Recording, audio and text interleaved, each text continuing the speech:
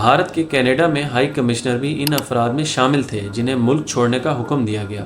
Canadian وزیر خارجہ میلانی جولی نے ایک بیان میں بھارتی حکام کو براہ راست نجار کے کیس سے منسلک کیا۔ ان کا کہنا تھا کہ ان افراد کو ملک بدر کرنے کا فیصلہ بڑی احتیاط کے ساتھ کیا گیا اور یہ صرف اس وقت کیا گیا جب RCMP نے وافر، واضح اور ٹھوس شواہد اکٹھے کیے۔ ان شواہد نے 6 افراد کو نجار کیس میں دلچسپی رکھنے والے افراد کے طور پر شناخت کیا۔ امریکی محکمہ خارجہ کے ترجمان میتھیو ملر نے منگل کے روز اپنی روزانہ کی بریفنگ میں نئے الزامات کی تفصیلات پر تبصرہ کرنے سے گریز کیا، لیکن انہوں نے ایک چونکا دینے والا بیان دیا۔ یہ انتہائی سنگین الزامات ہیں اور ہم چاہتے تھے کہ بھارت انہیں سنجیدگی سے لے اور کینیڈا کی تحقیقات میں تعاون کرے، لیکن بھارت نے ایک متبادل راستہ چن لیا ہے۔ جہاں کہانی مزید پیچیدہ ہو گئی، کینیڈا کی وزیر خارجہ میلانی جولی نے سفارتی میدان میں قدم بڑھاتے ہوئے اپنے 5 آئیز انٹیلیجنس شراکت داروں امریکہ، نیوزی لینڈ، برطانیہ اور آسٹریلیا سے مدد طلب کی، لیکن سب کی نظریں خاص طور پر برطانیہ پر تھیں، جو بھارت کے ساتھ گہرے تجارتی تعلقات رکھتا ہے اور اب اسے ایک نازک توازن برقرار رکھنا ہوگا: بھارت کے ساتھ معاشی مفادات یا کینیڈا کی حمایت۔ برطانیہ بھی بھارت کے ساتھ ایک سفارتی جنگ میں مصروف ہے، جس کا محور ہے جگتار سنگھ جوہل کا معاملہ۔ جوہل ایک برطانوی شہری 2017 سے بھارت میں قید ہے اور اس کے خلاف ممکنہ سزائے موت کا سامنا ہے۔ یہ معاملہ صرف ایک قیدی کی کہانی نہیں، بلکہ یہ ایک بڑے سفارتی تنازع کی علامت بن چکا ہے۔ مئی 2022 میں اقوام متحدہ کے خودسر قید کے بارے میں کام کرنے والے گروپ نے اس بات کا چونکا دینے والا فیصلہ کیا کہ بین الاقوامی قانون کے تحت جوہل کی قید خودسر ہے اور اس کا کوئی قانونی جواز نہیں ہے۔ یہ بیان برطانیہ کے لیے ایک سنگین چیلنج کی حیثیت رکھتا ہے، کیونکہ انہوں نے بھارت کے ساتھ اپنے تعلقات کو بچانے کی کوششوں میں مزید مشکلات کا سامنا کیا۔ جوہل کی قید نے دونوں ممالک کے تعلقات کو ایک نئی گہرائی میں دھکیل دیا ہے۔ یہ تنازع بنیادی طور پر سکھ علیحدگی پسند رہنما ہردیپ سنگھ نجار کے قتل سے شروع ہوا، جو جون 2022 میں کینیڈا میں ایک مخفی سازش کا شکار ہوئے۔ لیکن اس واقعے سے پہلے بھی بھارت اور کینیڈا کے درمیان تناؤ کی کئی پرتیں موجود تھیں، جو اب ایک بڑے طوفان کی شکل اختیار کر رہی ہیں۔ تجزیہ کاروں کا کہنا ہے کہ یہ صرف ایک آغاز ہے اور یہ صورتحال آنے والے دنوں میں مزید پیچیدہ ہو سکتی ہے۔ اس کے ساتھ ہی بین الاقوامی سطح پر بھی یہ سوال اٹھتا ہے: کیا بھارت اور کینیڈا اس کشیدگی کا مؤثر حل تلاش کر پائیں گے یا یہ معاملہ ایک عالمی بحران میں تبدیل ہو جائے گا؟ ہم آپ کو پیش کرتے ہیں ایک تاریخی جائزہ ان اہم واقعات کا، جو اس موجودہ صورتحال تک پہنچنے میں اہم کردار ادا کر چکے ہیں۔ کینیڈا کے وزیر اعظم جسٹن ٹروڈو کے بھارت کے دورے کے دوران انہوں نے نئی دہلی میں کینیڈین ہائی کمشنر کی جانب سے دیے گئے ایک اہم عشائیے میں شرکت کی۔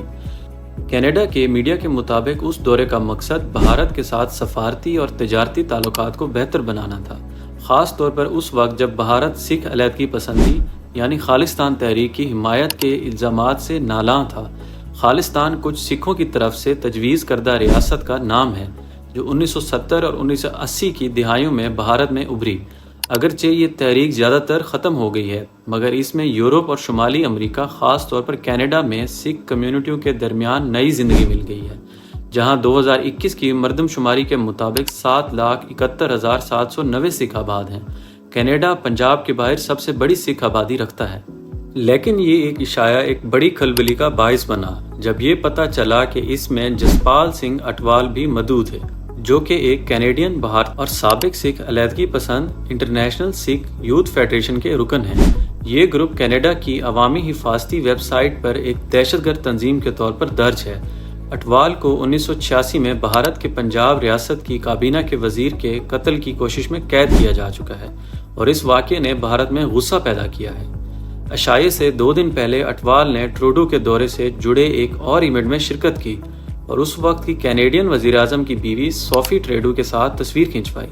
یہ واقعہ بھارت میں سخت ناراضگی کا باعث بنا، جس کی وجہ سے ٹروڈو نے اٹوال کی دعوت واپس لے لی۔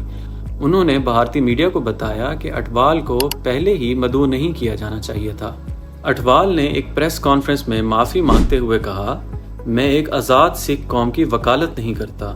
میں جیسے کہ بہت سے سکھ جو کبھی اس مقصد کی حمایت کرتے تھے، بھارت کے ساتھ صلح کر چکا ہوں۔ لیکن یہ معافی کیا واقعی بھارت اور کینیڈا کے تعلقات کی کشیدگی کو کم کر پائے گی، یا یہ صرف ایک پہلا قدم ہے جو آگے چل کر مزید مشکلات پیدا کرے گا؟ یہ سوال اب تک موجود ہے اور دونوں ممالک کے تعلقات کی مستقبل کی سمت کا تعین کر سکتا ہے۔ 2020 کے آخر میں بھارت کے لاکھوں کسان نئی دہلی کی طرف مارچ کر رہے تھے، احتجاج کرتے ہوئے نئے زرعی قوانین کے خلاف جو ان کے روزگار کو متاثر کر سکتے تھے۔ پولیس نے مظاہرین کو منتشر کرنے کے لیے آنسو گیس اور پانی کی توپیں استعمال کیں۔ اس وقت ٹروڈو نے سکھ مذہب کے بانی گرو نانک کی 581ویں سالگرہ کے آن لائن ایونٹ پر اس صورتحال پر اپنی تشویش کا اظہار کیا، یہ کہتے ہوئے کہ ان کا ملک پرامن احتجاج کے حقوق کا دفاع کرنے کے لیے ہمیشہ موجود رہے گا۔ بھارت کے خارجہ امور کی وزارت نے فوری طور پر غصے بھرے رد عمل کا اظہار کیا۔ انہوں نے کہا، ہم نے کینیڈین رہنماؤں کی جانب سے بھارت میں کسانوں کے بارے میں کچھ غلط معلومات پر مبنی تبصرے دیکھے ہیں۔ ایسے تبصرے غیر ضروری ہیں، خاص طور پر جب یہ ایک جمہوری ملک کے داخلی معاملات سے متعلق ہوں۔ یہ بیان نہ صرف بھارت کے غصے کی عکاسی کرتا ہے بلکہ دو ممالک کے درمیان تعلقات میں نئی کشیدگی کا پیش خیمہ بھی بن گیا۔ 45 سالہ سکھ علیحدگی پسند ہردیپ سنگھ نجار کو 18 جون کو کینیڈا میں ایک سکھ مندر کے باہر گولی مار کر ہلاک کر دیا گیا۔ یہ مندر سرے میں واقع تھا، جو وینکوور کا ایک شہر ہے جہاں سکھوں کی بڑی آبادی ہے۔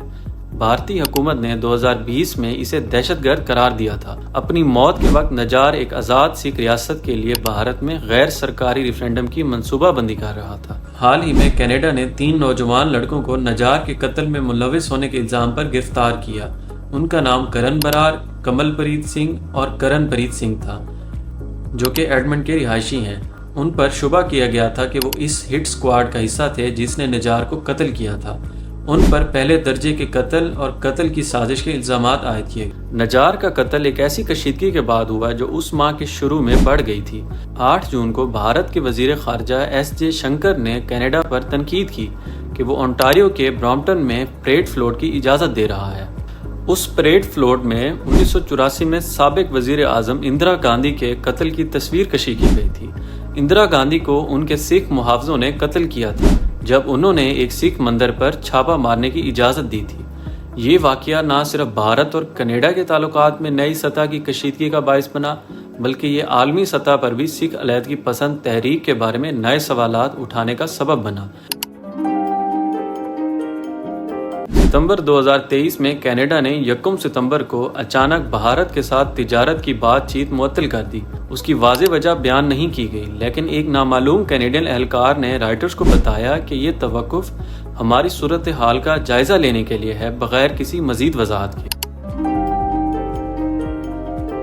9 اور 10 ستمبر کو نئی دہلی میں G20 کانفرنس نے دونوں ممالک کے درمیان کشیدگی کو مزید بڑھایا۔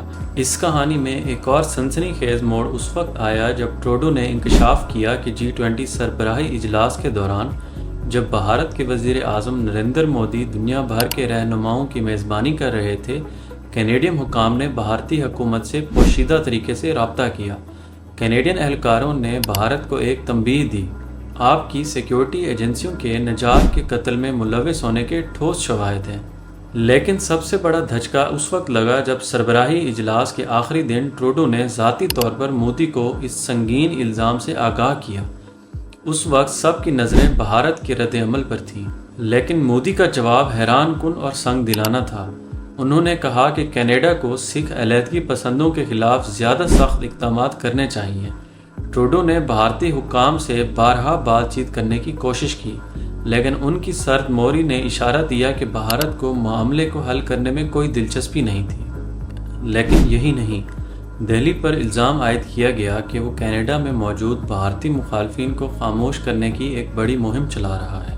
ٹروڈو نے ایک بار پھر سکھ علیحدگی پسندوں کے حق میں بات کی، جس نے بھارت کو مزید مشتعل کر دیا۔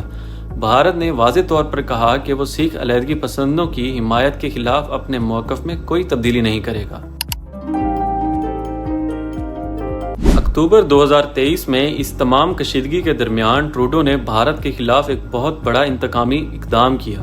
انہوں نے بھارتی ہائی کمشنر سنجے کمار ورما اور دیگر 5 بھارتی سفارتکاروں کو ملک بدر کر دیا۔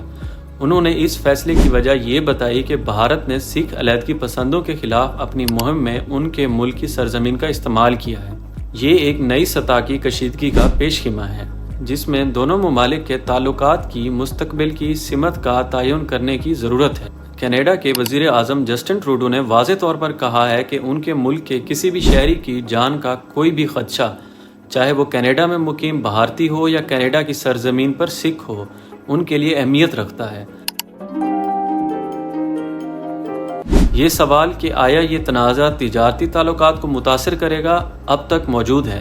کیا کینیڈا کے اس اقدام سے بھارت میں گہرائی سے موجود سکھ علیحدگی پسند تحریک کی حمایت حاصل ہوگی یا یہ صرف ایک عارضی صورتحال ہے؟ یہ کہانی ہمیں یہ سبق دیتی ہے کہ عالمی سیاست میں ایک واقعہ کس طرح بڑے نتائج کا باعث بن سکتا ہے۔ یہ کوئی عام سفارتی جھگڑا نہیں، بلکہ ایک ایسا معرکہ ہے جہاں ہر لمحہ ایک نئے موڑ کی توقع کی جاتی ہے۔ کیا کینیڈا اور بھارت اس کشیدگی کا مؤثر حل تلاش کر پائیں گے یا یہ معاملہ ایک عالمی بحران میں تبدیل ہو جائے گا؟ یہ سوال اب بھی ہمارے سامنے موجود ہے۔